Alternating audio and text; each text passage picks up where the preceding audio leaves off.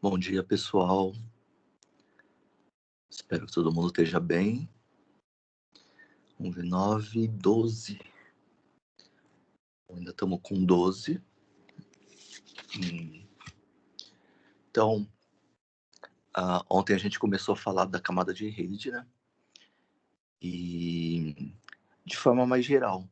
E daí falou que é possível ter serviços de rede com conexão, né? Orientados à conexão e não orientados à conexão. Embora o serviço de rede que a gente esteja mais acostumado, o IP, seja um serviço sem conexão.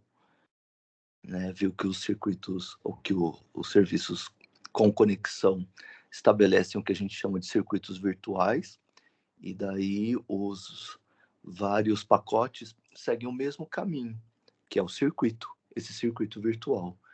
E que os roteadores, né, os sistemas intermediários, às vezes chamados de comutadores também, no meio do caminho, eles podem fazer controle, como, por exemplo, fazer controle de erros, fazer controle de sequência, fazer controle de fluxo, garantir qualidade de serviço,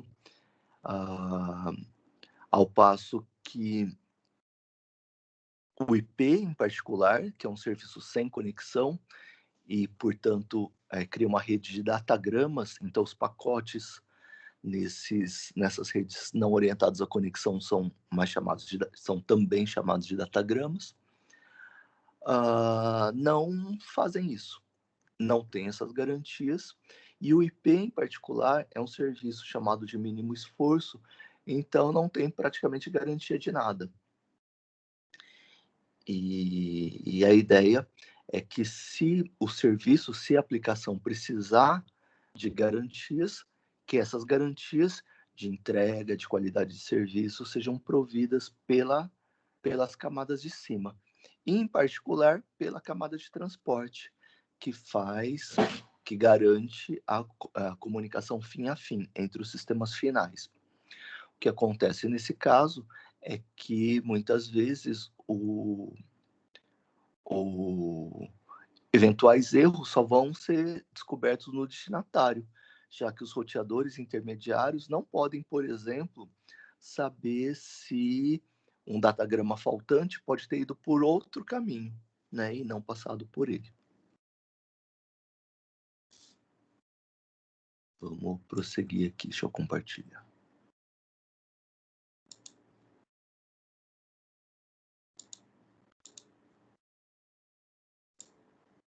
Bom, então a gente estava entrando na seção 4.4, que falava do IP.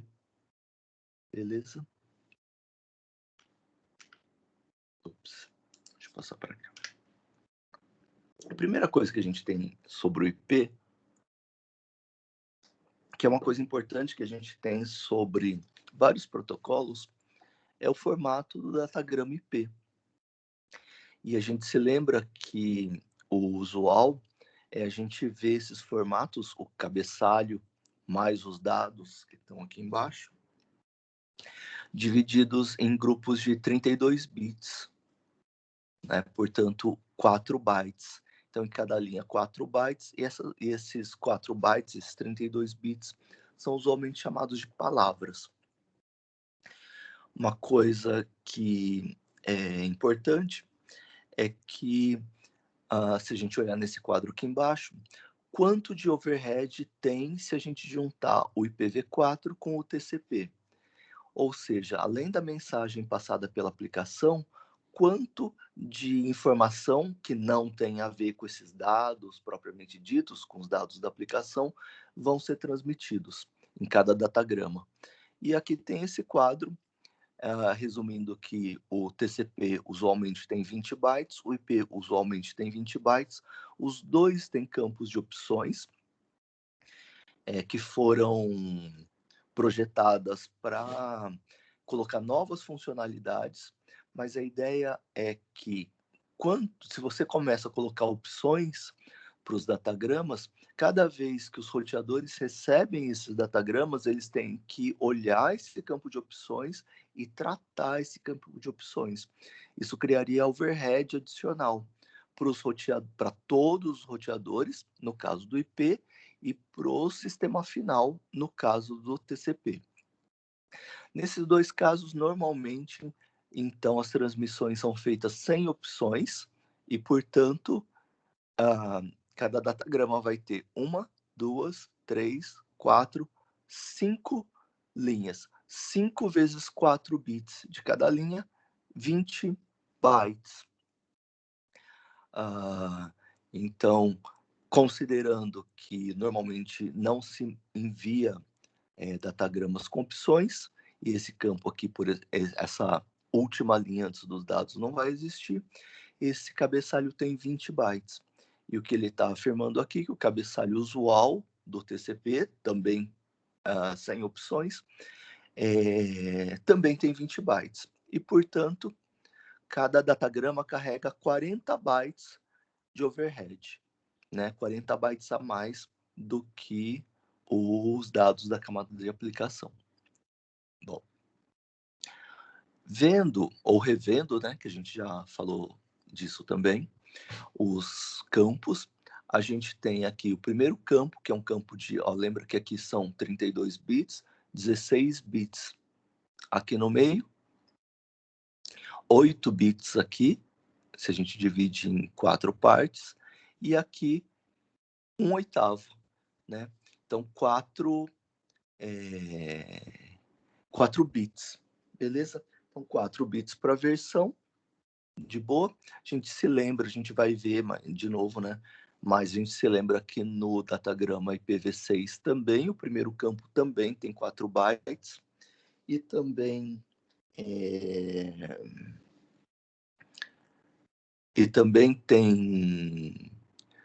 também vem no começo do datagrama, beleza? Então, se for 4, ou seja, 0100, o roteador sabe que aquele é um datagrama IPv4, beleza? Depois tem comprimento do cabeçalho, de boa. A gente se lembra em número de palavras, né? A gente lembra que a maioria dos cabeçalhos tem 1, 2, 3, 4, 5 palavras. Então, aqui teria 5, em binário, obviamente, né? Depois, tipo de serviço. Vocês se lembram que aqui a gente tem alguns bits que eu acho que o Kurose ele não detalha, mas tem algum nesse campo de 8 bits, alguns desses bits são bits de prioridade, que você pode dar prioridade, e tem 3 bits particulares, que é o de atraso. Vou colocar aqui.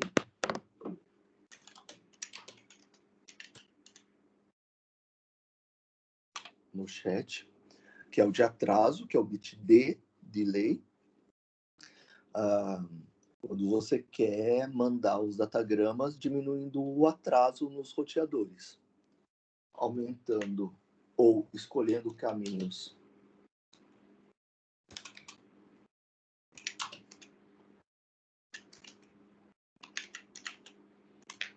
com maior vazão, que é o bit T, throughput, e daí a ideia é tentar os enlaces com maior capacidade. E o bit R,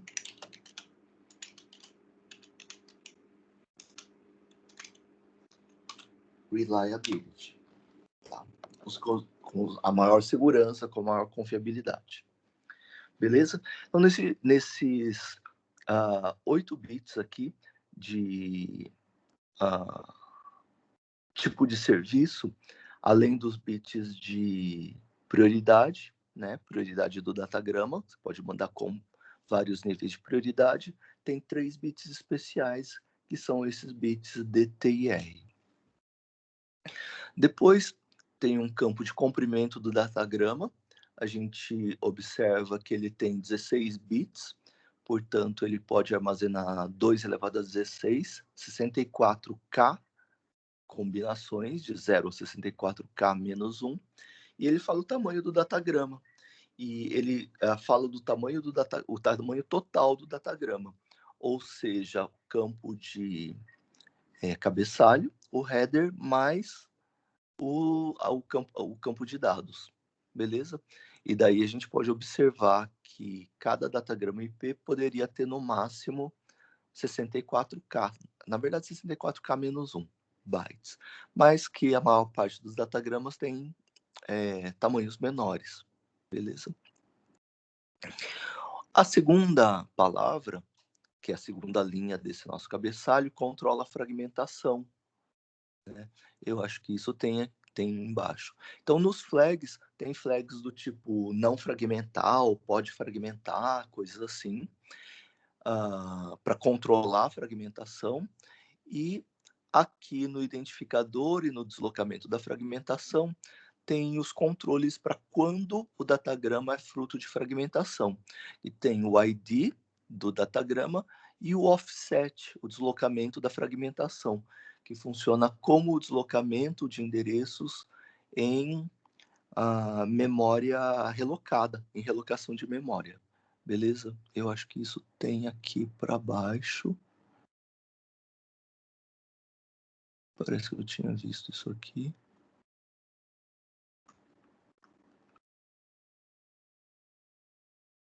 Bom, se não tiver, depois a gente fala, mas eu me lembro de ter visto isso.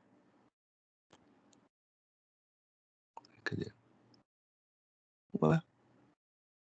Ah, tá lá embaixo. Beleza? Então, bom, só para constar já, a ideia é que cada datagrama tem um identificador, um ID, que é esse campo mais à esquerda. E, por exemplo, se um datagrama de... fazer uma conta boba assim, tá? De 5K foi dividido em 5 datagramas de 1K cada, o primeiro vai ter 0 de offset, né? Porque o byte 0 dele vai ser o byte 0 mesmo do datagrama original. O próximo fragmento vai ter offset 1K, né? Porque o primeiro datagrama, os endereços dele começaram no 0 e foram até 1K menos 1. Então, o segundo fragmento, o deslocamento dele é 1K. Então, o primeiro byte, o byte 0 dele, vai ser o byte 1K do datagrama final. Beleza? E os 1K bytes dele vão ser de 1K, vão ser dos endereços 1K até 2K menos 1 do datagrama original. Beleza? O terceiro fragmento vai ter deslocamento 2K. E assim por diante. De boa? E daí é possível remontar o datagrama. Beleza? E essa remontagem do datagrama, como a gente pode imaginar, poderia até ser feita no próximo roteador, se a gente tivesse com um serviço orientado à conexão. Como a gente está num serviço não orientado à conexão, a gente percebe que os fragmentos também, que vão ser roteados, né, também podem ser roteados por caminhos diferentes. Portanto, os sistemas intermediários, os roteadores, não vão fazer a defragmentação, não vão recompor o datagrama original, né? Mesmo porque alguns fragmentos podem ter ido por outro caminho, beleza? Então, a defragmentação vai ser feita só no sistema final, mesmo isso sendo um trabalho da camada de rede. Bom, um outro ponto dessa palavra aqui de fragmentação é que vocês imaginam o trabalho que dá para os sistemas finais montarem, desmontarem e remontarem as mensagens, beleza? Então, isso é um overhead adicional para os roteadores e isso foi banido do IPv6, beleza? Então, no IPv4 ainda tem essa fragmentação na camada de rede. Na camada de enlace, que é uma camada mais baixo nível, isso é mais comum, tá? Mas na camada de rede, isso existia ou existe até o IPv4 e já sumiu no IPv6. De boa? Esse campo aqui, acho que vocês se lembram, é um campo que a gente falou que era bem importante, que era um campo TTL, lembram disso? Esse campo TTL, que foi traduzido aqui como tempo de vida, fala do tempo de vida do datagrama. E a gente já comentou, então, possivelmente muitos se lembrem, que a ideia era falar por quanto tempo esse datagrama pode ficar na rede, porque ele poderia eventualmente ficar em loop e daí ficar ocupando um monte de roteadores, enlaces, ser transmitido e retransmitido sem nunca chegar ao destino.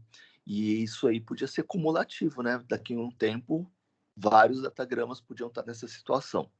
Então, para não acontecer isso, foi criado esse campo tempo de vida, mas houve dificuldades de implementar, de sincronização, de ter relógios únicos entre os vários sistemas, né, os vários roteadores, sistemas finais, e ele foi, embora mantido o nome, foi substituída a semântica desse campo, e daí ele passou a ser número de comutadores, número de sistemas intermediários, ou número de pulos.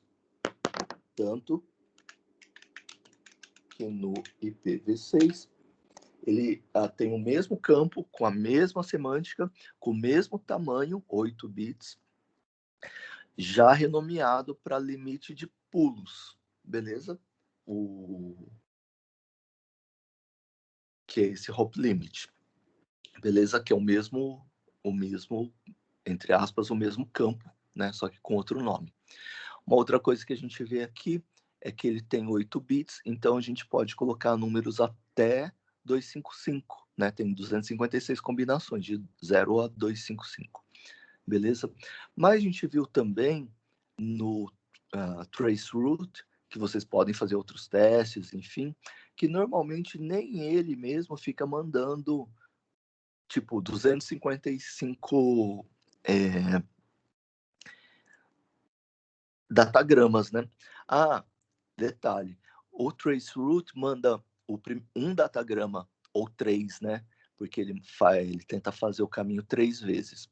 Bom, para cada uma dessas 3 vezes, ele manda um datagrama com TTL1, um datagrama com TTL2 e assim por diante.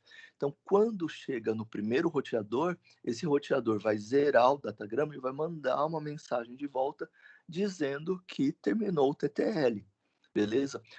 O datagrama cujo TTL foi colocado como 2, o segundo roteador é que vai zerar esse datagrama, concorda? O primeiro roteador vai decrementar ele de 2 para 1, e o segundo roteador vai decrementar para 0 e descartar o datagrama, mas vai enviar uma mensagem de controle para o remetente, para informar sobre isso aí. E daí, com essas informações, com essa mensagem de controle, é que o Traceroute consegue saber o caminho, ou seja, os IPs, os roteadores por onde a mensagem está passando, e os outros parâmetros, como, por exemplo, de tempo, né? E calcular os tempos de envio, né? Os RTTs, os tempos de round trip. Estou escrevendo um monte de coisa aqui. Isso aqui a gente falou ontem também, né? Que é o tempo de ida e volta, o famoso RTT também. Então, essas duas siglas, o TTL e o RTT, são bem comuns, né? Beleza? Um outro detalhe que a gente... Eu não sei se a gente falou sim, pelo menos citou, que vários aplicativos desses Traceroute, que você pode... Tem eles até disponíveis para baixar, né, em C e tal, para você ver como o pessoal faz. Muitas vezes, além dele mandar 3 vezes, para ter 3 medidas diferentes de tempos, né, de atrasos para cada roteador e tudo mais, às vezes ele não recebe de volta. Tem alguns roteadores que não mandam de volta, ou a mensagem pode ser perdida também, e esse Traceroute coloca um asterisco, né, quando ele não recebe retorno, né? Lembra que nos slides lá, e eu acho que o Pedro executou também, tinha uns asteriscos assim, beleza? E Normalmente o default dele é mandar até 30, beleza? Ou ficar esperando retornar do sistema final, só que demoraria muito, ou mandar 30 de uma vez, beleza? Isso quer dizer que esse campo TTL de até 255, ele é superdimensionado, né? E, obviamente, portanto, os roteadores não precisam colocar o valor máximo aqui no remetente, beleza? Então, ele não precisa, ele pode inicializar com qualquer número até 255, não precisa ser 255 necessariamente. Legal?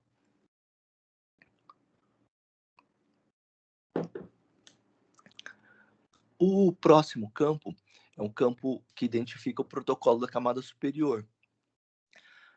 Protocolo de transporte.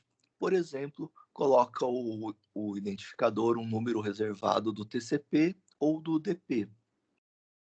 E a ideia é que quando esse datagrama chegar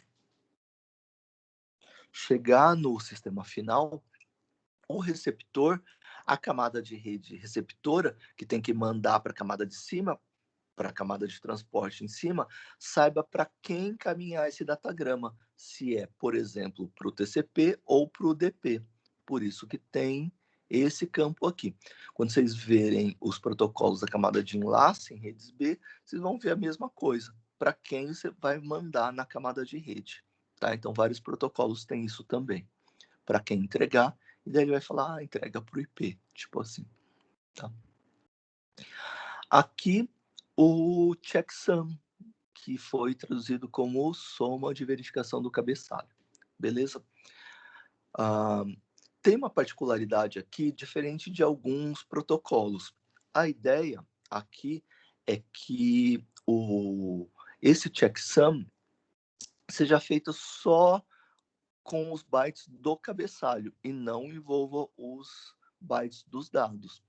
A razão né, talvez óbvia, porque se envolvesse os dados também, todos os sistemas intermediários teriam que fazer a soma de todos os bytes do datagrama inteiro, todas as vezes, né? Todas as vezes que ele passasse por algum roteador.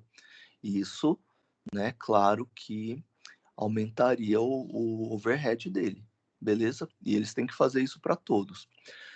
Um outro detalhe que a gente chegou a citar quando a gente deu o nosso overview é que essa associação desses dois campos, o TTL e o checksum, eles trazem um outro overhead adicional para os roteadores, já que cada roteador tem que decrementar esse campo aqui, beleza? E calcular e atualizar também esse campo aqui, o campo checksum. Beleza? Então, todo roteador, quando trabalha com datagramas IPv4, tem que fazer isso. Isso é um overhead, já que são... Imaginam quantos datagramas passam, por exemplo, pelos roteadores do núcleo da rede. Né? Enfim. Um outro detalhe que a gente poderia falar sobre esse checksum do IP, beleza? Do IP, é que assim, ele soma os bytes do cabeçalho, na verdade, ele soma de parzinho de bytes. Vê que aqui são 16 bits também, né? São 16 bits no campo checksum. Meu gato está aprontando aqui do lado. Né? Aí tem 16 bits aqui. Então, o cálculo desse checksum é um cálculo um pouquinho diferente da maioria dos outros sistemas, onde os bytes são somados de 2 em 2, né? De 2 em 2 bytes, 16 em 16, beleza? Então, isso aqui ainda não foi calculado no emissor, tá bom? O checksum. Então, todos os outros bytes são somados de 2 em 2 bytes. Aí dá um número grandão. É feito o complemento de 1. Lembra que o complemento de 1 é... então, deu uma soma, beleza? Tá? Imagina uma soma, um monte de bits. Pensa nos últimos 16 bits dessa soma. De boa? Imagina o complemento de 1 dessa soma. O que era mesmo o complemento de 1? Sei lá, introdução à programação, né, introdução à computação, era uma forma de representar números negativos quando a gente complementava cada um dos bits, né, e a gente usava esse complemento de 1 para calcular o complemento de 2, que é efetivamente muito mais usado. Mas o complemento de 1 era tipo inverter cada um dos bits, onde era 0 ficava 1, onde era 1 ficava 0, né, inverter, isso a gente chama de complementar, né. Então, o complemento de 1, então a ideia é que, portanto, o emissor some todos os bytes, parênteses, de 2 em 2 bytes, dê um número enorme, pegue os últimos 16 bits e coloque aqui no campo checksum não os 16 últimos bits da soma, mas da soma complementada, do complemento de 1 dos últimos 16 bits, beleza? Vai colocar então o complemento de 1 dos últimos 16 bits da soma. Legal? Quando chegar no receptor e também nos roteadores intermediários, os roteadores intermediários e o destinatário vão fazer a soma de todos os bytes do cabeçalho, de 2 em 2, inclusive o checksum. Lembra que quando na soma o bit era 1, aqui no checksum foi armazenado 0 e vice-versa. Portanto, a soma dos 20 bytes aqui, ou dos 10 grupos de parzinho de 2 bytes, junto com o checksum, vai ter que dar 1, 1, 1, 1, tudo 1, 16 uns, beleza? Porque esse campo aqui foi, né, onde era 1 fica 0, depois na soma, 0 mais 1 dá 1, 0 mais 1 dá 1, vai dar 16 uns. Então, a ideia é que os roteadores vão fazer essa soma, inclusive no caso do IP, beleza? Inclusive do campo checksum, e a soma tem que dar 1, beleza? 16 uns. De boa? Que é uma forma bem engenhosa de fazer o checksum. Não são todos os checksums que fazem isso, né? Normalmente, quando se faz por calcular todos, o tipo CSMA/CD, ele pega alguns bytes só, faz tipo por amostragem, e coloca os últimos bits aqui, por exemplo, se fosse esse campo, os últimos 16 bits da soma, e não teria a ver com o complemento, tá bom? Enfim, mas essa é uma solução do IP legal. Que mais? Depois, os 2 campos de endereço. Legal, o endereço do remetente, o endereço da fonte e o endereço do destinatário. De boa? Como a gente sabe, cada endereço no IPv4 tem uma palavra, tem 32 bits, ou seja, 4 bytes. No campo de opções, a gente já falou, normalmente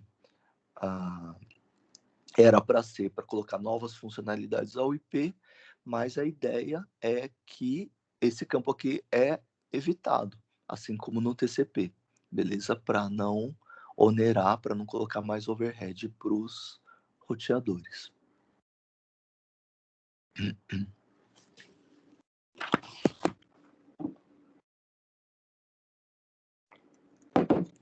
Bom, aqui está falando daquela palavra que controla a fragmentação. Vamos lembrar quem que é.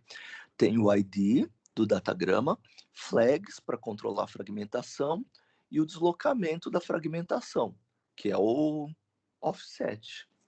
Eu não sei como vocês veem nos sistemas operacionais, mas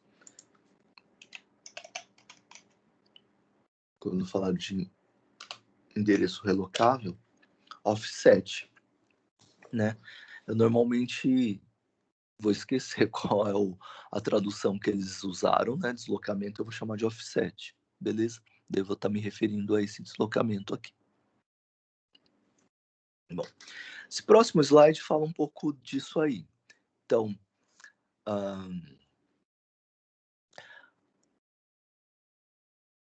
primeira coisa é que na camada de enlace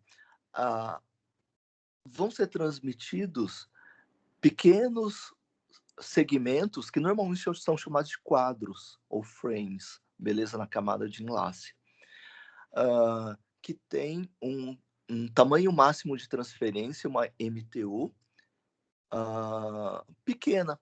Acho que a gente chegou a citar ontem, por exemplo, entre 1 e 2 KB, né? 1.500 bytes, por exemplo, pode ser um exemplo bem típico de... tem aqui também, ó, 1.500 bytes, tá? Um exemplo bem típico de MTU da camada de enlace, beleza? Se a gente estiver com pacotes maiores na camada de rede, então, o exemplo aqui, ó, é que um datagrama de 4.000 bytes na camada de rede, ele vai ter que ser fragmentado em outros datagramas, beleza?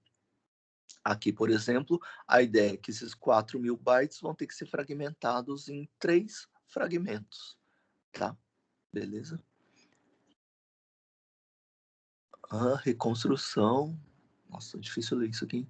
Reconstrução, entrada 3 datagramas menores e saída 1 datagrama grande, de 4.000 bytes.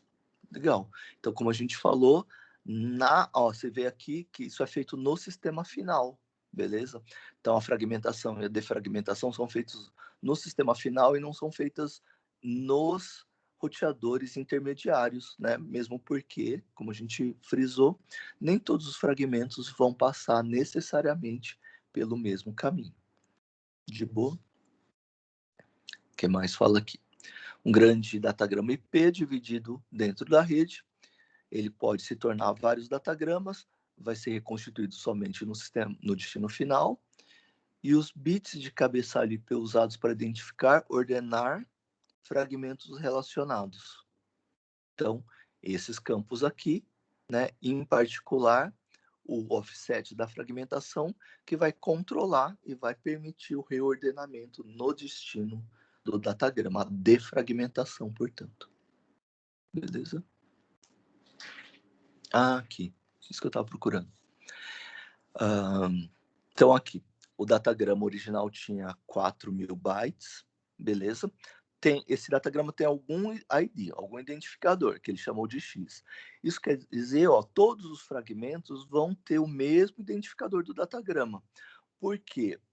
Para quando o receptor receber os fragmentos, nesse caso os 3 fragmentos, ele saber que esses 3 fragmentos fazem parte do datagrama original X e poder fazer o caminho inverso, pegar esses 3 fragmentos e remontar esse datagrama aqui de cima. Beleza? No campo tamanho, né, que era 4.000, passou a ser 1.500, daí está dando o exemplo da camada de enlace, onde a MTU tem 1.500 bytes, beleza? No fragmento, um dos flags, que é o flag de fragmentação, vai ser colocado em 1 para todos os fragmentos, exceto para o último, beleza? Para a remontagem, saber quando o fragmento termina. De boa? Então, sempre que tiver o bit de fragmentação 1, ele sabe que tem algum fragmento posterior. E o 0 é o último fragmento. O fragmento de deslocamento do primeiro é 0. O fragmento do segundo vai ser o deslocamento dividido por 8. Nesse caso aqui, ele divide por 8 o deslocamento, porque ele divide por 8 para caber números maiores, beleza? Então, a ideia é que sempre isso tenha que ser fragmentado de 8 em 8, não pode ser fragmentado em qualquer lugar. Então, o deslocamento, o offset, que é o offset igual a gente conhece, só que em vez de ser em número de bytes mesmo, vai ser dividido por 8. Então, na remontagem, isso aqui vai ter que ser multiplicado por 8. Aqui tem como isso pode ser denotado, né? E daí, esse vai ser o offset. De boa? Bom, o que mais? Formato do datagrama, endereçamento. Endereçamento, vamos dar uma olhada. Endereçamento a gente falou ontem, mostrou ontem, que a gente estava falando alguma coisa lá em cima E daí falou do endereçamento antigo, né, o endereçamento por classes, e falou do CIDR, que faz aquela mesma coisa, só que com qualquer número de bits, beleza? Então é disso que ele vai falar aqui. Vamos dar uma olhada. O endereço IP, né, como a gente viu no datagrama, é um identificador de 32 bits, beleza? Para a interface do hospedeiro e o roteador. Então, a ideia, ó, que cada hospedeiro, cada host, cada sistema final, aqui tem os IPs. Mas a organização desses IPs não é qualquer uma. Então, o que eles têm em comum é o prefixo comum, beleza? Às vezes chamado de endereço da subrede, ou host ID, beleza? Então, aqui, por exemplo, a gente tem esses 3 sistemas finais, cujos IPs são esses. Vocês veem que eles começam com os mesmos bits, né? Na verdade, os mesmos bytes, 223.1.1, beleza? Aqui nessa interface, então aqui o que ele está falando, em outras palavras, é que o IP é dado na prática, na verdade, por interface e não por equipamento.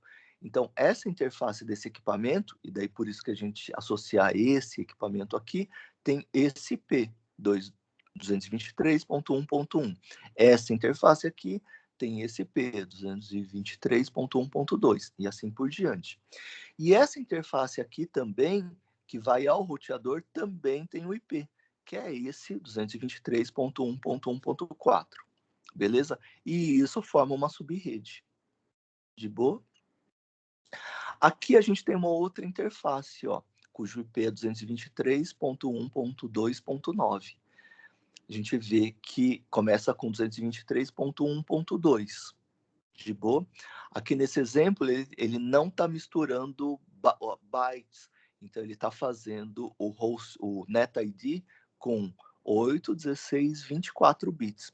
Beleza? E o host ID, né, o identificador do host dentro dessa subrede, no último byte. Então, o último byte é o que diferencia, que é o host ID. Nesse é 1, nesse é 2, nesse é 3, e nessa interface 4. Nessa subrede, a ideia é que o endereço da subrede é 223.1.2 e cada interface aqui nessa subrede vai variar o último octeto. Então aqui é ponto 1, ponto 2. Se eu plugar um outro host aqui, podia ser, por exemplo, 223.1.2.3 e assim por diante. Beleza? Uma outra coisa que está falando que não é porque é a interface que tem que ser o ponto 1, ou ponto 2, ou ponto qualquer coisa. Então, aqui está um exemplo que essa interface aqui tem o endereço ponto 4 e outro está ponto 9. E aqui embaixo a gente tem uma terceira subrede, onde todo mundo começa com 223.1.3, beleza? Essa interface é 223.1.3.27, essa é ponto 1, essa é ponto 2 e assim por diante. Beleza? Bom, então, essa primeira coisa, o endereço IP é um identificador de 32 bits para interface. Legal? Mais especificamente, por quê? Porque no caso dos roteadores, as interfaces também têm endereço.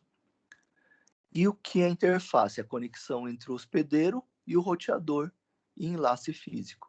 Então, por exemplo, isso aqui, né, que está conectando os hospedeiros ao roteador, esse enlace aqui é uma interface. Os roteadores normalmente têm várias interfaces, os hospedeiros normalmente têm uma interface só. E daí por isso que a gente associa qual é o seu endereço IP, né? Já que ele tem uma interface só, ele vai ter um endereço IP só. E endereços IPs associados a cada interface, foi o que a gente falou. Essa interface tem um endereço, essa tem outro endereço e essa tem outro endereço. Beleza? Para quê? Para facilitar o roteamento. Então, aqui, esse roteador aqui, que, por exemplo, recebe dados de entrada, lembra de ontem, né? Tem um buffer de entrada, pode formar filas aqui na entrada, ele vai fazer o algoritmo de roteamento, vai ver nas tabelas de roteamento, que o Kurose chama de tabelas de repasse, lembram lá, né? Por prefixos, vai ver se vai mandar para esse enlace ou para esse enlace. De boa?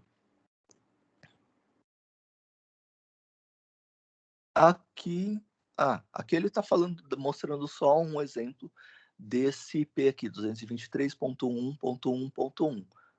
E daí, isso aqui acho que é mais ou menos claro para a gente, né? Cada um desses números vai de 0 a 255, portanto tem 8 bits. E aqui ele só está desmembrando, né? Os primeiros 8 bits do 223, ele está colocando aqui em binário, do 1 em binário, do 1 em binário, do 1 em binário, e esse conjunto de 32 bits que é o IP. Ele no IPv4, a gente fez isso também no laboratório, né? No experimento lá, e viu que ele, no formato DOT, né? Que a gente usou o inet N2A, né, de transformar de número para string, para transformar nesse formato DOT, né? Enfim, é assim que é armazenado, e a gente lê de 8 em 8 com ponto aqui, né? Por isso o nome, né? DOT. Relembrando, é ponto, né? Um outro detalhe, embora não esteja aqui, mas a gente viu no laboratório, é que nos datagramas, no campo endereço, esse aqui, ó, nos campos endereço, esse endereço aí, por exemplo, ele é armazenado em formato Little Endian, ou seja, primeiro esses 8 bits aqui, depois esses 8, depois esses 8, depois esses 8. Por isso que quando a gente for imprimir, por exemplo, em Hexa, quando era o localhost, o 127.0.0.1, a impressão em formato hexa, antes de transformar para o formato DOT, era 127.0.0.1, né? 100.127. Beleza? Vamos ver aqui. Aqui ele está diferenciando as subreds. Acho que a gente já falou também disso, né? Então, a subrede são os primeiros bits, o prefixo, ou os bits de mais alta ordem, tá? Os primeiros bits. E a parte do host, ou host ID, são os bits menos significativos, os bits da direita, tá? O sufixo, se a gente preferir isso. Tá bom? Então, aqui o net ID, o endereço da subrede, podia ser 223.1.1.1.1, beleza? Dessa subrede aqui. E o endereço do host, 1.2.4.3. De boa? E aqui, de novo, o que é uma subrede? Um dispositivo se conecta à mesma parte da subrede do endereço IP. Então, aqui todo mundo tem o mesmo net ID. Todo mundo começa com esse prefixo, né? 223.1.1, né? Ou melhor, os bits, esses bits aqui, né? Que, enfim, querem dizer, né? Que representam 223.1.1. E a parte do sufixo pode mudar, né? Então, todos esses aqui começam com 223.1, todos esses aqui começam com 223.1.2 e todos esses aqui com 223.1.3. Beleza? Uma outra forma da gente caracterizar uma subrede é que uma mensagem dentro da subrede pode alcançar os vários hosts dentro daquela subrede sem roteador intermediário. Então, aqui, por exemplo, é um broadcast, um meio de difusão, que podia ser meio físico, ou aqui ter um roteador sem fio que alcança tudo isso aqui. Então, tudo isso aqui forma uma subrede. Beleza? E, de novo, né, falando que isso aqui consiste de 3 subredes. Uma aqui, uma à esquerda, uma à direita e uma embaixo. Tá? Bom, aqui uma receitinha para determinar quem são as subredes. Então, destacar cada interface do hospedeiro ou roteador criando ilhas isoladas. Então, destacar essa interface dos hospedeiros aqui, ó. Beleza? Aqui vai criar uma subrede, aqui uma subrede, aqui uma subrede. Uma coisa que a gente falou ontem é que no esquema antigo, ainda de classes, as classes, ou seja, o NetID e o HostID, eram sempre 8, 16 ou 24 bits, beleza? E com o CIDR, que é esse endereçamento sem classes, o endereço do host da rede, ou NetID, às vezes também chamado de máscara da subrede, pode ter qualquer número de bits, inclusive 8, 16 ou 24. Nesse exemplo que ele deu, a máscara da subrede, ou seja, o NetID, tem 24 bits. Os primeiros 24 bits, né, que são os primeiros 3 octetos, formam o endereço da subrede. Beleza? E o endereço do host são os demais, os 32 menos isso aqui, ou seja, os últimos 8 bits. Aqui, ainda a mesma coisa, falando de quantas subredes tem. Então, aqui, ó, 223.113.111.114. Aqui é uma subrede, aqui é uma subrede, né? Todo mundo 223.1.2. Esse é 223.1.2.1, 1.2.2, 1.2.6. Essa aqui é uma outra subrede, né? 223.1.3. Aqui é ponto 1, ponto 2, ponto 27.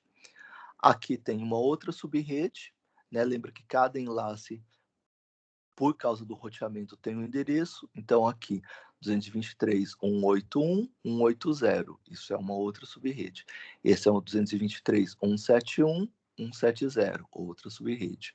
Aqui, 223.191 e 192, outra subrede. Então, portanto, aqui a gente tem 6 subredes, né? 1, 2, 3, 4, 5, 6. Beleza? Não tem a resposta aqui, mas são 6. Aqui de novo do CIDR. Agora ele falando... bom. Então, CIDR mesmo. Então, esse roteamento interdomínio sem classes, né? A parte da subrede do endereço, ele não precisa ser um múltiplo de 8 bits. Agora, ele pode... Agora, tipo, com o CIDR, né? Já faz tempo. Pode ter tamanho intermediário. E o formato do endereço tem um /x, onde x é o número de bits da parte da subrede do endereço, ou seja, a máscara de subrede. Por exemplo, nesse caso aqui, ao invés da máscara de subrede, do endereço da rede, ter 24 bits, tem 23 só. Então, você consegue, no host, dentro daquela rede, para os endereços do host dentro daquela rede, variar esses 9 bits.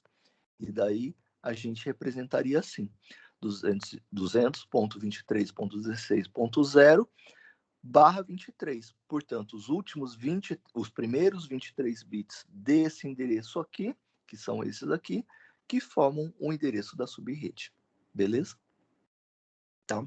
Que é a mesma coisa que a gente tinha falado, só que agora podendo variar em qualquer número de bits. Por exemplo, 23 ao invés de 24 nesse exemplo.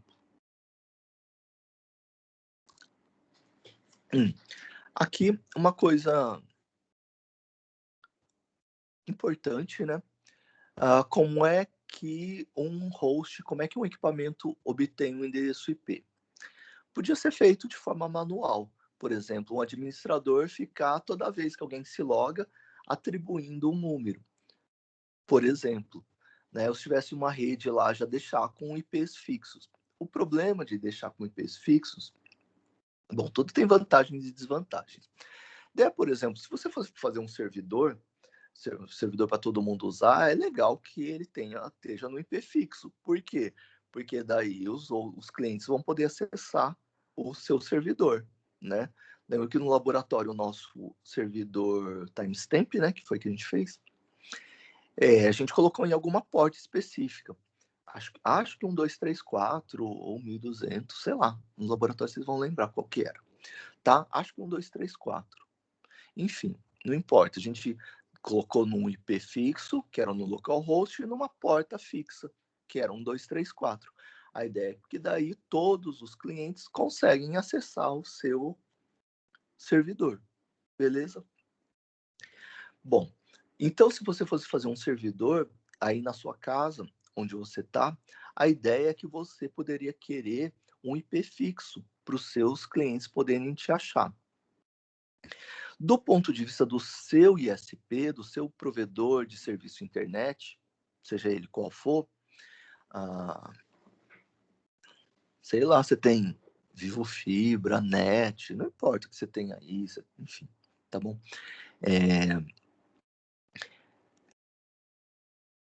Ele tem alguns endereços, né? Então a subrede dele tem alguns bits fixos, que são esses aqui, beleza? Tipo NetID, e ele pode variar esse endereço aqui, que é a parte do host. Então, por exemplo, se ele tiver um endereço desse tipo aqui, ó, com 23 bits na parte da rede e 9 bits na parte do host, ele pode ter até 2 elevado a 9 hosts diferentes ao mesmo tempo. Então, como 2 elevado a 9 dá 512, exceto a exceção, né, que é o 0, 255 também é exceção, tá? Então, vou desprezar essas exceções, tá? Eu poderia ter 512 hosts ao mesmo tempo. Então, a subrede dele tem capacidade para esses 512 hosts. De boa? A ideia, por exemplo, se ele ficar atribuindo endereços fixos para cada equipamento que se conecta, ele só poderia ter 512 clientes. Né? Então, para o cliente, principalmente quando é um cliente pessoa jurídica que quer fazer servidores, faz um contrato com essa ISP para ter um IP fixo, para os clientes, né, poderem encontrar ele, poderem encontrar o servidor sempre no mesmo host, no mesmo IP, na mesma porta. Para o ISP, isso deu um custo a mais, porque daí ele só poderia ter 512 clientes. Ao passo que, se a cada instante ele atribuísse um endereço diferente, ele poderia ter muito mais clientes. Ele poderia ter, por exemplo, 2.000 clientes. A restrição dele é que ele só poderia ter até 512 clientes simultâneos. Beleza? Considerando que nem todos os clientes dele poderiam estar ao mesmo tempo, né? Ele poderia ter bem mais do que isso. De boa? Então, o serviço mais usado para esses sistemas finais, usuários, tipo, né, usuário final, como a gente, na maior parte dos casos, é ter IPs dinâmicos. Para ter IPs dinâmicos, a ideia é que não vai ter um cara lá, o administrador do sistema, toda hora que você se loga, ficar atribuindo um IP para você na mão, né? Então, o serviço usual, né, que todo mundo usa, é usar um DHCP, que é esse protocolo dinâmico de configuração de hosts. Legal? E a ideia é que ele vai fornecer dentro do escopo de cada subrede, nesse exemplo aqui, o escopo de cada subrede é a variação dos últimos 9 bits, ele vai dar um endereço mantendo esse prefixo, o endereço da subrede, e variando o endereço do host. Tá? Os últimos 9 bits nesse exemplo aqui.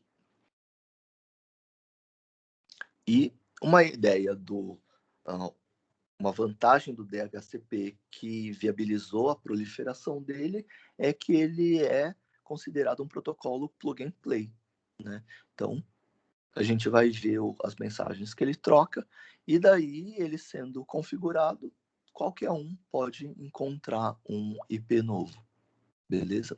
Vamos ver um pouquinho mais em detalhe ele então. Só um minutinho.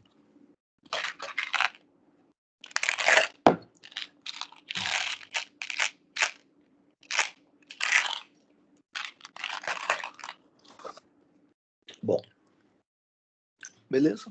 De boa até agora. Falando um pouquinho do DHCP, então. O objetivo dele é permitir que os hosts ou hospedeiros obtenham dinamicamente seu endereço IP do servidor de rede. Legal? Então, cada vez que você loga, e no caso de atribuição móvel, por exemplo, se tiver em telefonia, por exemplo, usando serviço 3G, 4G, enfim, né? Isso acontece também. O que o hospedeiro faz, então? Ele pode obter dinamicamente o endereço, embora nesse caso de IP móvel não é do DHCP, tá bom? Tá? Só para... Enfim. Mas também é a mesma forma, ele faz uma coisa similar, mas através de um outro protocolo. Nesse caso aqui, o DHCP, ele fornece um endereço IP, portanto, beleza? Dinamicamente. Então,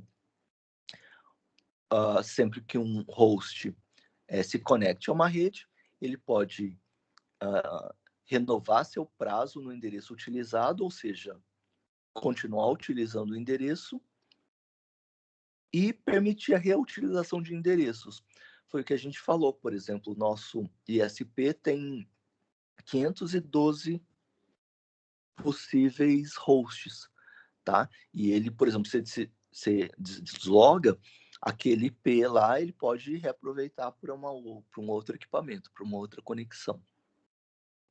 Portanto, ele só mantém os endereços enquanto os equipamentos estiverem conectados e ligados. Beleza? Em outras palavras. E aceita usuários móveis que queiram se juntar à rede. Tá? Tem algumas coisas a mais para ele fazer isso. Visão geral do DHCP. Aqui já são as mensagens. Isso é uma outra coisa. Lembra que no exemplo de ontem, de estabelecimento de conexão na camada de rede, o exemplo que o Kurose deu foi um handshaking de 2 vias, né? Um solicitava, o outro aceitava a conexão. A gente vai ver que no TCP, em boa parte dos protocolos, isso se faz com um protocolo de 3 vias. O cliente solicita a conexão, o servidor aceita a conexão e o cliente manda um ACK para o servidor, um último ACK. No caso do DHCP, é um handshaking de 4 vias. Então, bom, deixa eu ver se ele faz mais. Faz. Então, vamos ver de forma geral, depois ele vai continuar explicitando, detalhando. Então, primeiro, o host que entra na rede e precisa de um DHCP, ele manda uma mensagem para todo mundo naquela subrede, que é chamado de broadcast, beleza? Uma mensagem desse tipo aqui, beleza? Então, se eu olhar lá no DHCP, vai ter assim, os tipos, os códigos, né, como a gente está chamando na nossa aplicação, os códigos, os tipos de mensagem, ele vai setar esse tipo aqui, né, de descobrir um DHCP. Aí o servidor de DHCP vai responder com uma mensagem oferecendo um IP, beleza? O hospedeiro vai requerer esse endereço. Imagina que pode ter mais de um DHCP na mesma rede, daí ele pode receber, o host, né? Ele pode receber mais de uma oferta, e daí ele vai escolher um IP para, enfim, ser atribuído a ele, que é esse request. Legal? E daí, depois que o hospedeiro fizer isso, o servidor DHCP vai mandar um ACK de volta. Então, é um protocolo de 4 vias.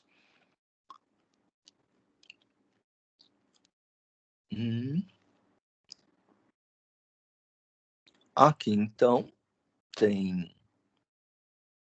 as subredes, uma subrede aqui do lado esquerdo, uma subrede embaixo, uma subrede do lado direito, e o que ele, mais ou menos igual que tinha já anteriormente. Aí o que ele está querendo falar assim, ó, um cliente, né, um host aqui vai se conectar nessa subrede aqui, ó, tem o servidor DHCP nessa subrede, e o cliente, para poder mandar e receber mensagem, ele vai precisar de um IP, beleza? Então, ele está entrando aqui, ele é o cliente DHCP, e tem o servidor aqui. E aqui tem isso mais explícito, essas 4 vias. Então, o cliente está chegando, ele manda aquela primeira mensagem de descoberta DHCP, que é aquela mensagem broadcast. É uma mensagem broadcast. Nas mensagens broadcast, a broadcast de tudo é quando você completa com bits 1 em todo o endereço do host, beleza? Daí você manda um broadcast para aquela subrede. No DHCP, o padrão é mandar um broadcast tipo com todos os bits ligados. Ou seja, o endereço dos 255.255.255.255, que é que tem uma máscara na maioria das bibliotecas chamadas de INADDRN, tipo qualquer endereço internet, que é esse broadcast de todo mundo. Tipo, tá aceitando de todo mundo, nesse caso aqui, como ele tá enviando para todo mundo. É bom frisar que os roteadores também vão receber essa mensagem. Então, isso aqui tá meio fora do escopo, mas só para aproveitar esse gancho, tá? Então, o cliente mandou um broadcast 255. Ele não mandou um broadcast tipo 223.1.2.255. Não foi esse broadcast que ele mandou. Ele mandou tudo com 255, 255, 255, 255, 255. Isso é não é um broadcast só para essa subrede, é um broadcast para todo mundo.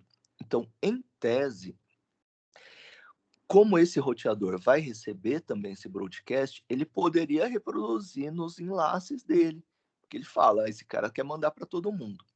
O que acontece já faz anos, né, depois de, sei lá, tantos ataques na internet e tudo mais, a ideia é que quase todos os roteadores não fazem isso, beleza?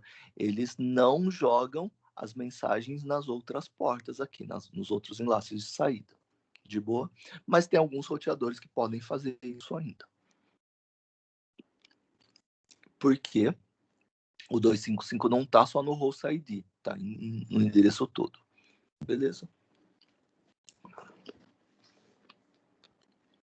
Nesse caso aqui, ele mandou para a porta DHCP, tá? O servidor está esperando nessa porta aqui. Está esperando aqui, ó. Ele tem um IP também e está esperando nessa porta 67. Legal? Tem o ID da transação e ele coloca nesse endereço 0. Ele não tem endereço atribuído ainda. Então, no endereço da fonte, né, do remetente, ele põe 0. De boa? E manda, e a porta dele. E manda esse broadcast. Esse broadcast vai chegar para todo mundo na rede, naquela subrede, incluindo para o roteador, que normalmente não vai redistribuir nos outros enlaces, beleza? Embora a semântica original fosse essa, dá para a gente imaginar que se todo mundo fizesse isso, a internet ia ficar congestionada e ser muito fácil atacar. Então, praticamente nenhum roteador vai passar para frente. Os outros clientes também vão receber, não vão fazer nada. Às vezes não estão nem com essa porta, não estão com essa porta aberta, mas o servidor do DHCP está com essa porta aberta e ele vai receber, já que isso trafegou broadcast, trafegou na subrede toda. Beleza? Aí o servidor DHCP, que é o único desses caras que está ilustrado aqui nessa figura, recebe essa requisição aí, né? Uma mensagem desse tipo aqui, descoberta DHCP. Aí o servidor DHCP vê nas tabelinhas dele lá, ele está variando os últimos N bits, os últimos 8 bits ou 9 bits, por exemplo, tá? E pega um endereço possível. Aqui ele pegou o 223.124, beleza? Ele manteve o endereço do destinatário, beleza? Ele falou assim, olha, tem esse IP 223.124 disponível. Ele colocou o mesmo ID da transação, porque daí é para esse cara aqui, que ele não sabe ainda como é que é, ele nem tem endereço ainda, e colocou um TTL para essa mensagem. Normalmente ele coloca tempo enorme, tá? Que ele colocou 3.600 segundos, por exemplo, que é a duração dessa oferta. Beleza? Quando essa mensagem chegar aqui, se o cliente quiser, se o cliente não tiver mais lá, o DHCP não vai receber retorno dessa oferta e vai cancelar a oferta, beleza? Não vai atribuir esse IP para ninguém. Nesse exemplo aqui, o cliente vai pegar, né? Ele continua logado lá, ele está sem IP, então ele falou, opa, tá vindo uma oferta desse IP 223.124. Então ele manda agora Então, foi primeiro uma solicitação de descoberta do DHCP, agora ele vai mandar uma mensagem cujo rótulo é solicitação DHCP. Então, o DHCP ele já ofereceu um IP, que é esse aqui, ele vai falar, opa, eu quero esse IP aí, beleza? E vai mandar. Aí, o DHCP vai mandar um outro quadro com esse rótulo aqui, com esse código aqui, né? Que é um ACK para confirmar a atribuição do IP para esse cliente. Beleza? Tá? Então, em 4 vias no total. Bom, o que mais que ele fala aqui? DHCP, ele fornece mais do que o endereço IP. Ele fornece também o roteador do primeiro salto. Você viu que ele coloca... Vamos ver. Às vezes não está aqui, né? Mas ele fornece o endereço desse roteador aqui também, beleza? Na mensagem, aquela mensagem lá só está falando para o estabelecimento da conexão, não está colocando todos os campos. Então, ele manda também o endereço do roteador, beleza? Daquela subrede, chamado de roteador, que ele está chamando de roteador do primeiro salto.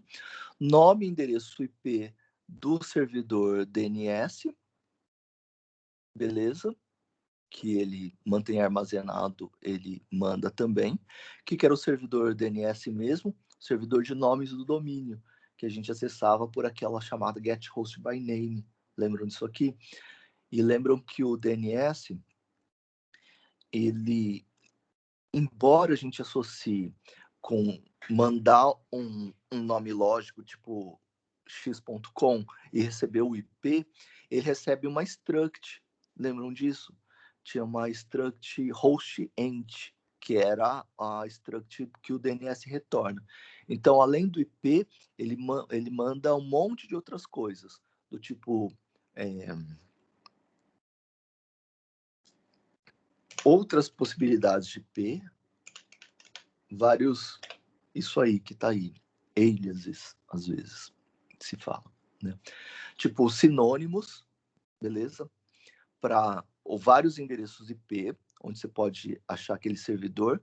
Uma das políticas do DNS é ter vários endereços de servidor, tá? Para o mesmo servidor lógico, ter vários IPs, vários equipamentos, e, por exemplo, atribuir o mais próximo do cliente, ou atribuir um endereço de servidor como uma lista circular. Então, para o primeiro cliente, ele devolve o endereço do primeiro servidor, depois para o segundo, depois para o terceiro, suponha que tenha 3. Aí para o quarto cliente, ele retorna o endereço do primeiro servidor, e assim por diante, tentando fazer um balanceamento de carga dos servidores. Ele também, se você manda um IP, ele também manda de volta domínio, ao contrário, beleza? E ele manda lista de domínios associados àquele IP também. Então, por isso que é uma struct, não é um endereço só. Né? Lembram do laboratório lá que o get host by name retorna uma struct. Na verdade, é um ponteiro para uma struct. Enfim, mas através da struct a gente consegue acessar esses dados. Então ele retorna o DHCP, o endereço do roteador, o endereço do servidor DNS e a máscara de rede. Beleza? Para saber daquele IP lá, quantos bits são do host ID, da máscara do subrede, e quantos bits são o host ID, quantos o net ID, quantos o host ID. Beleza? Que isso. Mais outro exemplo do DHCP, então. Então, aqui esse equipamento deve estar sendo plugado aqui. Então, ele tem as várias camadas, né? Camada física, camada de enlace, que ele não está chamando de link, ele já está chamando de Ethernet, porque, enfim, está ligado aqui cabeado, beleza?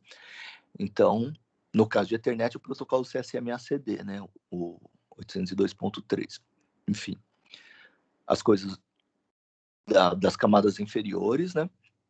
Os protocolos da camada inferior. Aqui ele está com o IP e aqui ele está com UDP.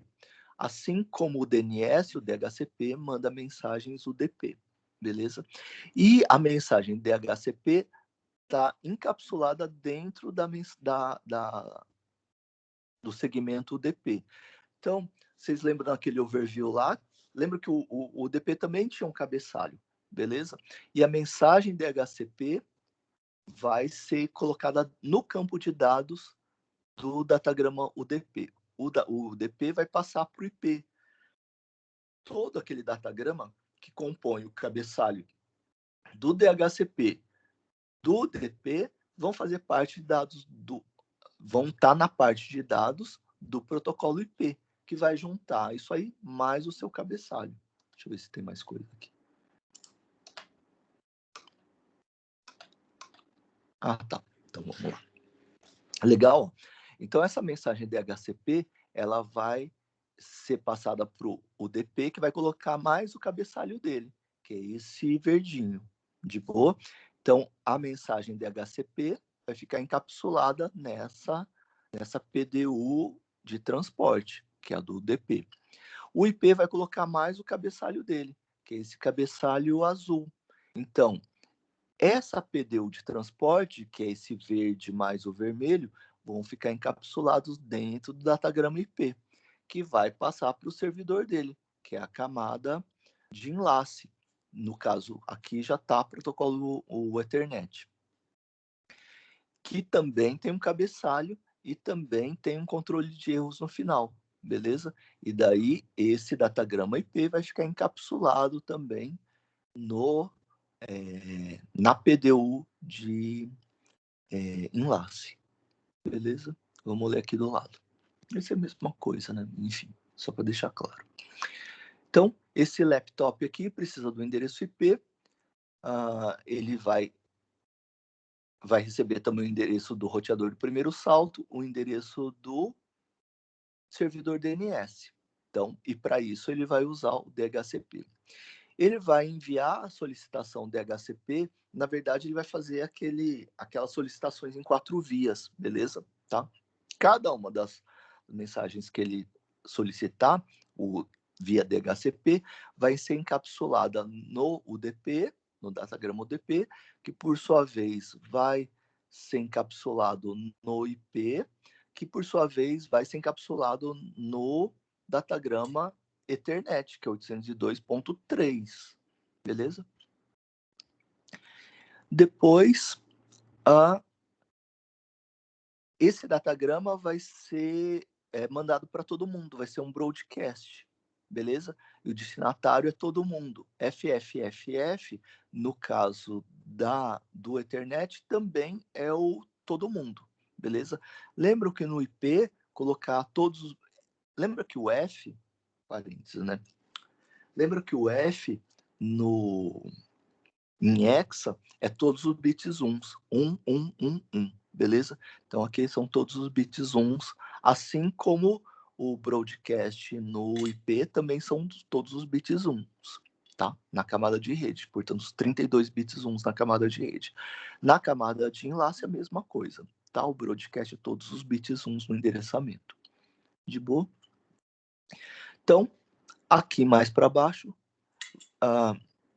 esse quadro Ethernet vai ser passado para a camada física, que vai codificar isso aqui em Manchester, já que é Ethernet, e ele vai ser mandado para todo mundo naquela subrede, beleza? Porque a camada de enlace também vai colocar o endereço de todo mundo, todos os bits uns no campo endereço. E vai ser recebido no roteador rodando o DHCP. Por exemplo, né? Na verdade, vai ser recebido por todo mundo, incluindo o servidor DHCP. A internet vai demultiplexar para IP, que vai demultiplexar, tarará. Na verdade, ele vai, então, tirando os cabeçalhos. Vamos ver se tem mais figurinha aqui. Ah, tá.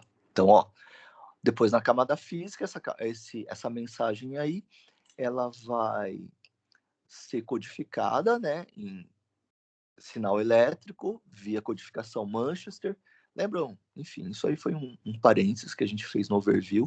Era uma das codificações lá que faz as transições no meio do intervalo, transição de subida para 1 e descida para 0 ou vice-versa, beleza? Enfim, vai ser codificado e vai ser mandado no meio físico.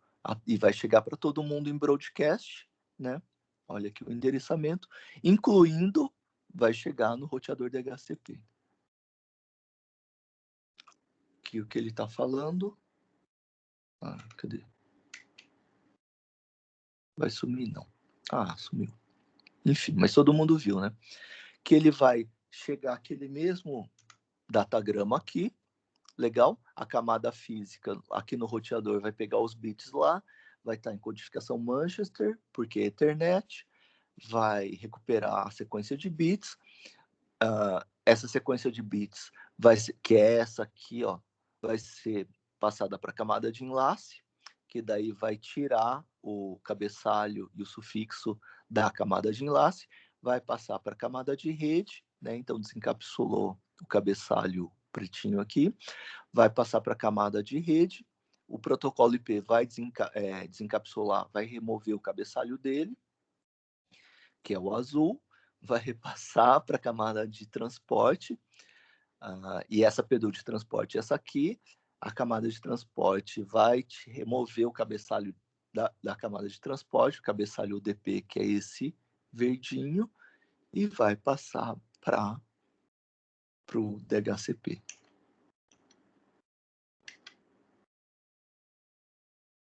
Que é isso aí. E daí vai chegar aquela mensagem DHCP lá. O que mais que fala aqui? Gente, esse negócio é interminável, ele fica falando quase a mesma coisa o tempo todo, mas tudo bem. Vamos lá. Ou eu que sou, sei lá, eu que sou muito... na verdade, acho que é problema meu mesmo, acho que eu sou muito direto nas minhas aulas. Daí quando eu pego essas aulas assim, tipo, eu fico percebendo que eu acho que eu vou muito direto ao ponto. Enfim. Daí o servidor DHCP, né, que vai receber essa requisição do cliente, vai formular um ACK, daí ele, portanto, já está se referindo ao último passo, aos 2 últimos passos, né? Contendo o endereço IP do cliente, endereço IP do roteador, do primeiro salto, nome e endereço do roteador DNS, aquelas informações lá, e vai mandar. E daí a mesma coisa, eu não vou detalhar, tá? Cada um vai encapsulando para o de baixo, até retornar para o cliente a mensagem. De boa? Ou seja, processo inverso. O que mais? Como obter um endereço IP, que é de novo a coisa do DHCP. Então, não. Então aqui acho que está mais alto nível. Como a rede obtém a parte da subrede do endereço, recebe a parte alocada do endereço do seu ISP. Então o Internet Service Provider, né, o seu provedor, ele pode ter, por exemplo, esse é a subrede que o seu provedor tem. Então, tem alguns bits aqui. Portanto, o endereço é esse aqui, ó, 200.23.16.0, e o endereço da subrede são os primeiros 20 bits desse endereço, beleza? Então, os primeiros 20 bits que formam o endereço da rede para o servidor, para o provedor, beleza? Portanto, tem 12 bits que podem variar. Então, esse provedor aqui pode ter até 2 elevado a 12, né? Endereços diferentes. 2 elevado a 12, a gente se lembra que é 2 ao quadrado, 4K. 4K endereços. De boa? Então, são todas as combinações dos últimos 12 bits. Nesse caso aqui, esse ISP, ele provavelmente está falando que é um cara de mais alto nível. Ele está dividindo esses endereços em várias empresas, beleza? E daí, por exemplo, para essa primeira empresa, ele está desses bits aqui, ó, ele está setando os primeiros 1, 2, 3, 4 como 0000 e passando para a empresa 0, para a organização 0. Ele está setando com 0010 e passando para a organização 1, e assim por diante, beleza? Do ponto de vista dessa organização 0, olha, ao invés de ter 20 bits, o último bit não tá? Não tá grifado. Então, tipo, 000, 001, 010 e aqui 111, tá bom? Tá? Os 3 últimos bits, excetuando o último. E daí ele está pegando esse grupo de endereços e particularizando os 3 primeiros bits. Quando os 3 primeiros bits forem 0, vão ser endereço da organização 0. Quando for 001, vai ser da organização 1, e assim por diante. Beleza? Está dividindo em 8 organizações esses 3 bits. Então, para essas organizações, ó, ele tinha 20 bits para os IPs dentro da subrede dele. Essa organização aqui, ó, para a organização 0, ele está particularizando os 3 primeiros bits, de 000. E daí sobram, então, 20. Bom, o prefixo, né? Os primeiros bits são 20 bits, iguaizinhos do ISP, mais 3 bits só para essa organização 0. Essa organização 0 passa a poder ter vários IPs também. Quantos IPs ela pode ter? Então, como tem 23 bits fixos para ela, são 9 bits variáveis, ele pode ter até 2 elevado a 9, 512 IPs diferentes. E daí ele distribuiu igualmente. Cada uma das 8 organizações pode ter 512 endereços diferentes. Beleza? Então, do ponto de vista desse ISP de nível mais alto, para rotear para ele, são esses primeiros 20 bits, beleza? E todos os outros são hosts, são endereços dentro da subrede desse ISP de nível mais alto. E o que ele está falando aqui é que ele pode fazer subredes dentro dele, beleza? Como essa dessa organização, onde tem 23 bits fixos e 9 bits variáveis. De boa?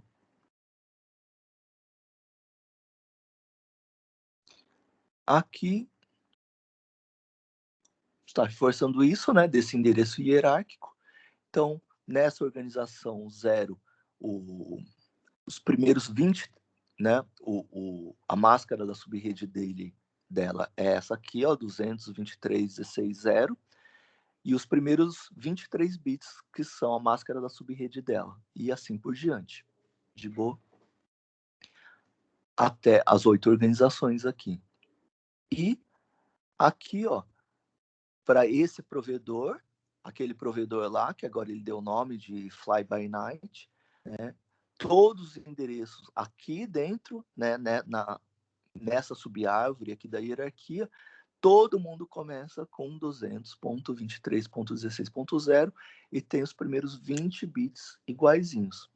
Depois daqui, ó, desse ramo, dessa subárvore aqui, os primeiros, ela vai dividir os primeiros 23 bits iguais, né, que são esses aqui, né, com final 000, vão para esse aqui, com final 001, vão para esse aqui, com final 002 até 8, até 7, até final 11, vão para esse aqui. Beleza? E aqui o que ele está falando é que no nível mais de cima, ele vai rotear para essa subrede os endereços que começarem com esses 20 bits aqui, os primeiros 20 bits desse endereço. Beleza? Daí esse cara aqui que vai rotear, dependendo dos outros 3, para essa subrede, para essa ou para essa. Beleza? Se fosse um outro endereço, por exemplo, esse aqui, rotearia para alguma subrede que começasse com esses 16 bits aqui. Tá bom?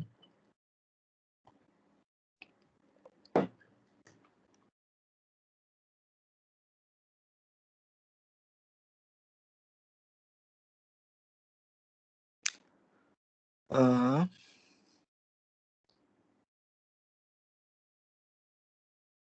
envie-me qualquer coisa com os endereços começando com esses primeiros 20, 23. Envie-me qualquer coisa com os endereços começando em 16 ou 23. É o mesmo? 223.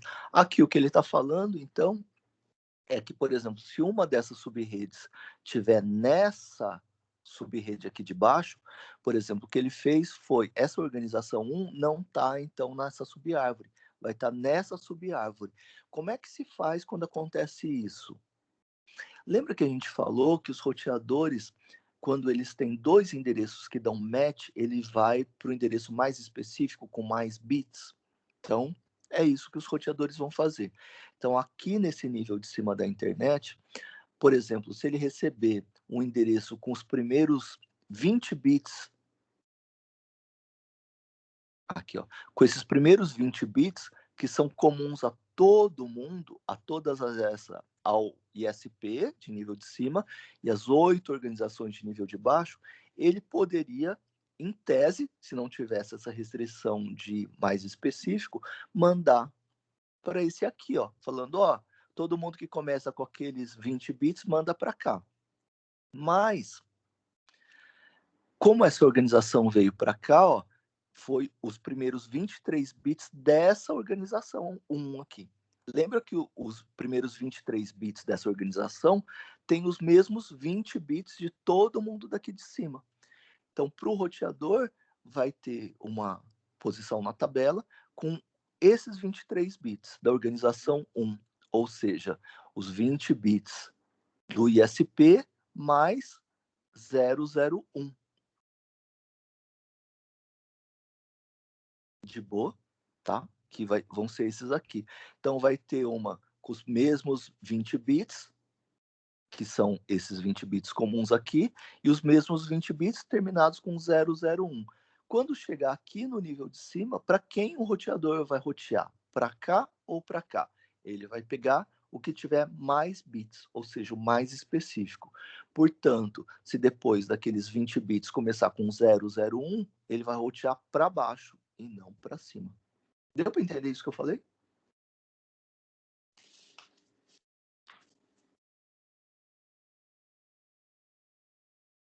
Que é a coisa do mais específico, né?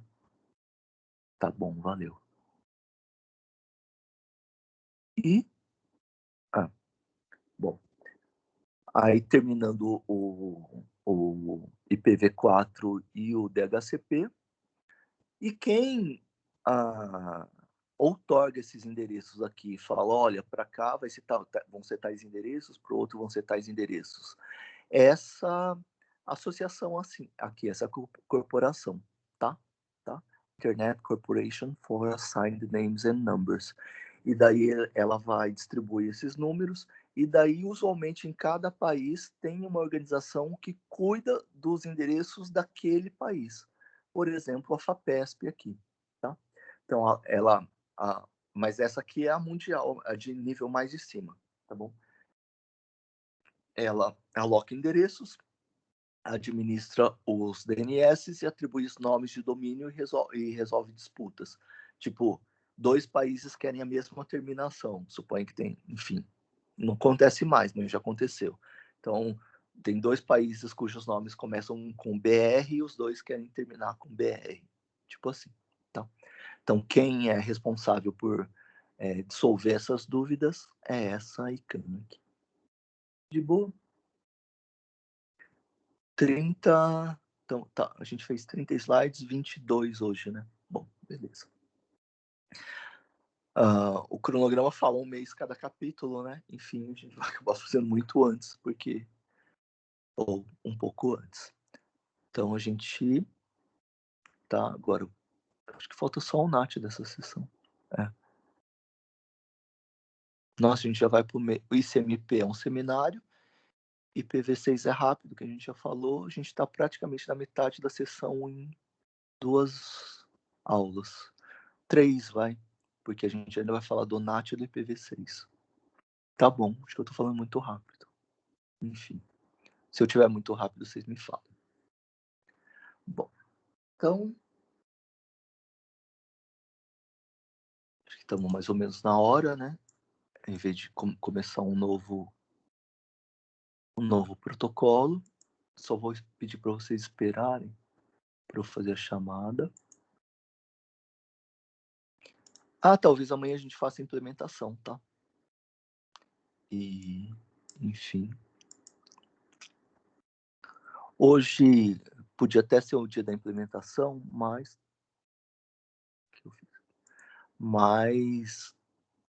como a gente já estava falando de camada de rede, eu quis fazer as 2 aulas teóricas de uma vez para a gente fazer uma visão maior.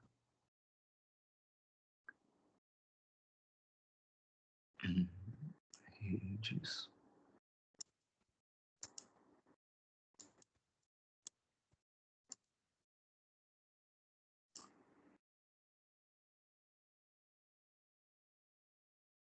Bom, vamos lá.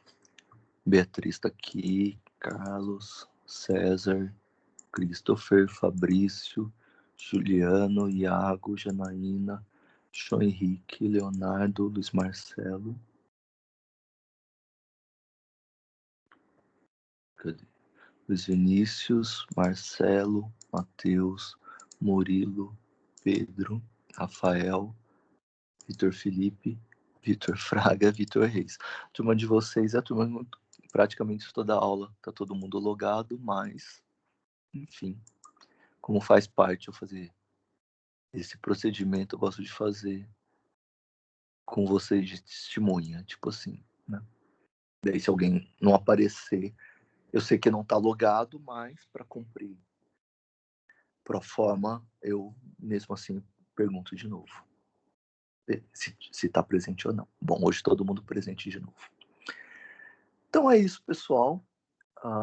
Avançando na camada de rede, né? Hoje a gente falou do IP. O IP eu acho que não foi tanta novidade, que a gente tinha tratado no overview, e falou do DHCP, onde uma coisa bem importante foi esse protocolo em 4 fases, né? Tá? 2 fases, uma fase cliente-servidor para descobrir onde está o DHCP e o DHCP fazer uma oferta, e a outra para consolidar a oferta, para aceitar a oferta, né? Então, uma ida e uma volta, uma ida e uma volta, 4 fases. Na última, o DHCP só fala, dá um ACK final, tá? Que é bem comum em vários protocolos, né? Da última vez só dá um ACK. Bom, isso aí por hoje.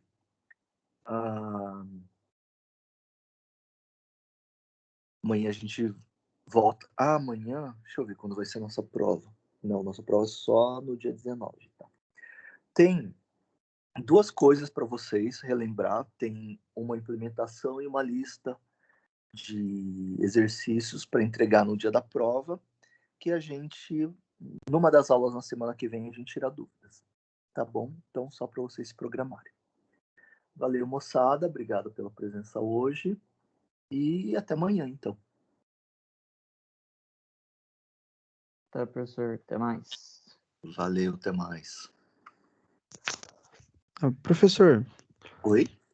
Oi, bom dia. A gente pode tirar uma dúvida rapidinho, senhor? Opa, pode sim.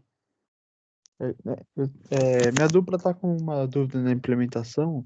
A gente está com dúvida mais no parte do encapsulamento. Uhum. É que quando você vai mandar o cliente para o diretório, não pode mandar pela struct ainda, né? Só o diretório que vai encapsular na struct. Como você preferir. Como vocês preferirem. Uma das formas de fazer que a maior parte dos protocolos usa, tipo o DHCP, assim, é todo mundo usar a mesma struct. E o que muda, por exemplo, pode ser um campo do tipo código. Mas você pode mandar outro tipo de mensagem. Como isso não está especificado, você pode fazer de outro jeito também. A gente ficou na dúvida, porque se eu faço isso no cliente, eu já vou estar encapsulando no cliente, não vou?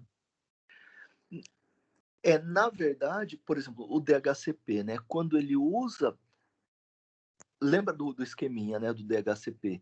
Ele coloca uma estrutura de dados, que é o cabeçalho, e o que ele vai encapsular, que ele vai mandar, então, os dados, tipo, aquela PDU, aquele quadradinho lá, DHCP, que podia ser o quadradinho dessa aplicação que vocês estão implementando, ela vai ser encapsulada pelos protocolos de mais baixo nível, que vai ser transporte, rede, enlace, e a física não encapsula, ela só vai transmitir. Então, ela vai servir como a estrutura de dados da sua aplicação. Então, a maior parte das aplicações faz isso.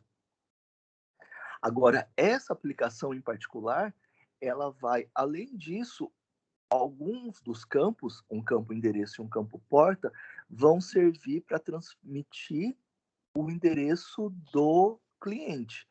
Então, ele não vai... Essa forma é chamada de encapsular endereço na mensagem, mas a gente não vai criar um outro datagrama, beleza? Vai ser um datagrama só, como aquele datagrama DHCP. Se criar uma struct se chamar de mensagem, vai ser só o datagrama mensagem que vai trafegar, beleza? Embora você vai colocar o endereço do IP e da porta nessa struct, tá? Não é, Aham. eu entendo o que está pegando, né? É porque o fato de colocar endereço também é chamado de encapsulamento. É verdade, você tem toda a razão. Mas a gente não está encapsulando dentro de uma outra cápsula, né? A gente pode usar uma struct só que vai fazer o papel daquela cápsula vermelhinha lá do DHCP, tá bom? E dentro dessa cápsula que todo mundo, né, esse tipo de mensagem, essa struct, que todo mundo vai manipular, cliente, servidor e diretório, né? Por acaso tem campo IP e porta. Ah, entendi. Uma outra dúvida é, o servidor tem que ter mais de um servidor ou é apenas um servidor mesmo para um diretório? Uhum. Normalmente o servidor acontece quando tem muitos servidores, de forma que os clientes não conseguem manter consistente o endereço de todos os servidores. Mas para esse exercício, a gente vai implementar um só, né? Só para Aham. exemplificar. É como se o diretório pudesse escolher entre vários servidores. Só que na nossa aplicação, no nosso exemplo, ele sempre, tipo, o cliente sempre vai querer o servidor de timestamp. Ah, entendi. A única diferença daí, então, que na implementação do diretório usual ia ter tipo um switch case, né? E nesse não. Aham. Então, tipo, a implementação, a complexidade não muda tanto, né? Que era só ele ver, qual que é o código do serviço que o cara quer. E o cara quer código 1, então é servidor de timestamp. Se for código 2, então é servidor não sei o quê. É só esse switch case, né? Que, enfim, não tem tanto a ver com redes, né? Então, para implementar o diretório de verdade, seria só implementar esse switch case a mais. Ah, legal, entendi. A última dúvida é, é que a gente surgiu a dúvida só na hora da implementação.